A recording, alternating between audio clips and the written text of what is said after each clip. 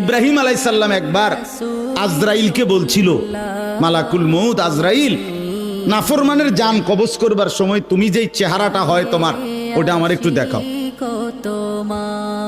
মালাকুল মউত আজরাইল বলছিল, হে আল্লাহর নবী, কসম আপনি এটা দেখতে চাইেন না, আপনি সহ্য করতে পারতেন না। ইব্রাহিম আলাইহিস সালাম বললেন, না মা আজরাইল, আমি এটা দেখুমই, তুমি আমারে দেখাও একটা নজর। মালাকুল মউত আজরাইল কোন পাপী ব্যক্তির জান কবজের সময় যেই বিভৎস কুৎসিত আকৃতি ধারণ করে, আল্লাহর কসম ওই আকৃতি যখন ধারণ করছেন ইব্রাহিমের সামনে, ইব্রাহিম নবী সাল্লাল্লাহু আলাইহিস সালাম একটা চিৎকার মাইরা বেহুশ হয়ে গেছে।